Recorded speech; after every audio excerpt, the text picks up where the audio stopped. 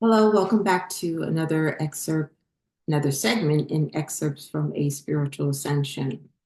So, this is going to be part two of my first video, the question of twin flames. And as in my first video, I was kind of giving my viewpoint of what twin flames may be. I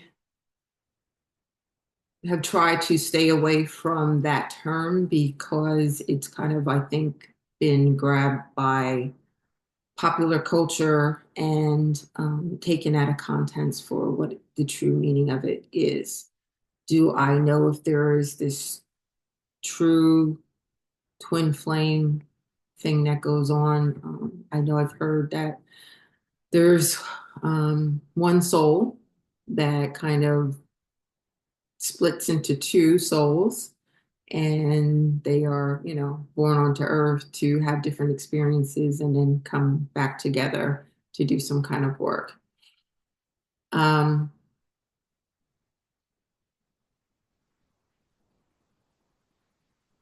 as I also said in my last video, that I believe there's so much information out there that it's hard to decipher what is the correct meaning of what a twin flame is, or even if there is a true twin flame concept that's spiritually based and is, I don't know. It's I know the giving a little bit of my what I said in the first video as far as believing that I met this person who I identified as my twin flame. Everything seemed to be exactly how it's termed. There was this deep soul connection. I believe that this person was my person. They were also very spiritual, but and there was that chaser, what do you call it, chaser, runner chaser type of that dynamic also. And I believe that we can get into this illusionary thinking that this person has to be the one. And in my case, after kind of understanding more, I think it also goes by your experience too. We may be experiencing something that feels right, feels real. There can't be any denying of it. But when you move away from it, I think there's clarity as to what that relationship really is. There's also this thing of a false twin flame. And could this person have been my false twin flame? I don't even really know what that means, if they were or not. I just know that there was a deep soul connection with someone that had all the aspects of what that term means. There was the karmic person that they eventually moved towards, and still believing that, they were going to leave this person and come back to me, which never happened. And that's kind of why I'm giving my experience to you so that you um, don't fall into any illusionary patterns, because I did. And it's only by having an experience and understanding and learning um, later on that you can see that this person probably is not going to change into who you want them to be. Do I believe that it was a deep soul connection? Probably we've had past lives together. Yes.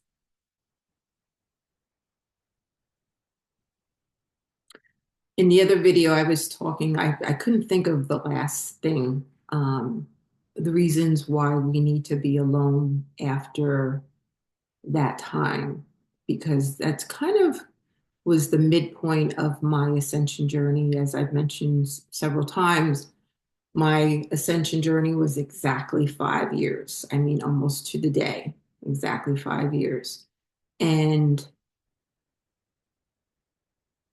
it was about a year in that I met this person and that I fell head over heels and just knew that this had to be the person that identified as my twin flame. And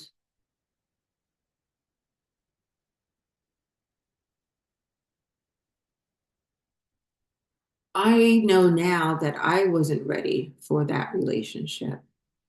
And I had still had a lot of healing and trauma to overcome. I still needed to understand. Now, that was the last point from the first video. I couldn't think, understand what my path was. So I talked about doing your healing, overcoming any trauma from your life before this point. Also, elevating your psychic abilities, your intuition, and now it's about moving forward on your path because where you're at that point is not where you're supposed to end up. I knew I was supposed to end up somewhere around New Hampshire, Maine, and had even said to this person, I know I'm supposed to go somewhere north. Would you follow me there? And they said, oh, yeah, wherever you go, I want to go. And I'm like, oh, yes, this person is definitely my twin flame. They want to go with me. And they're still where they are. And you see where I am now. So that's why it's, I can laugh about it now, but it was very heartbreaking when I was going through it. Um, I talk about also in other videos about being alone. And you cannot ascend fully until you spent a lot of time on your own because that's the only way you're going to be able to fully integrate yourself spiritually with the divine. Okay. It's why we wonder why, um, people of the past have gone off, Buddha went off on a journey. Muhammad went off on a journey. Jesus went into the desert. Um, Monks go into, their own quiet time. And anyone who is pursuing a divine path needs to heal. That's the main thing of this ascension journey is to heal. As I talk about in another video, you're living two lives within one lifetime. So you're needing to heal from that previous life in order to have a full, abundant, prosperous, beautiful life in your second life. And that's what I've currently walked into now. Um, the divine is not going to put you into a relationship that causes you pain and heartache if you are supposed to be in a harmonious state in that second life. So if you are feeling in any way that this relationship that you identify possibly as a twin flame is bringing you any pain, heartache, you feel like you need to chase this person in order to hold on to them, that's not a twin flame. That's not a true spiritual divine connection. Okay.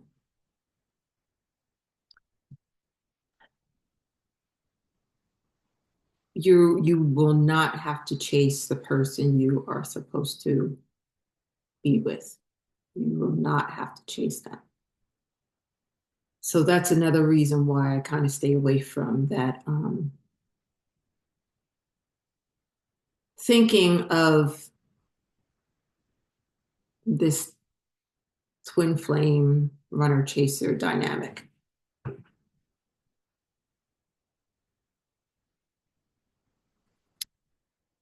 When you eventually come into your second life and that person comes in for you,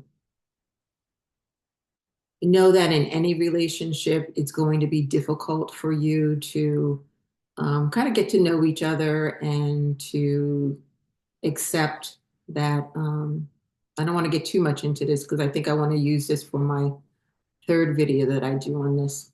Um, but just knowing that everything now comes to you from the divine and you no longer have to chase anything. You no longer have to go out and I don't want to say that you don't have to go out and do things like you just sit there and say, "Oh, divine, bring it on." That's not how it is. But all the things that you've had visions about that you want to manifest, and I'm saying to do that now, to have that vision of what you want in your life, those things are going to come to you. Okay. Not that you don't have to go about and, like, for instance, say you need a new car and you kind of just say it back, okay, divine, I'm here, bring me a car. That's not how it works. It's more so that maybe someone comes to you and says, "Oh, I heard you are looking for a car. I have something, that maybe will work for you," or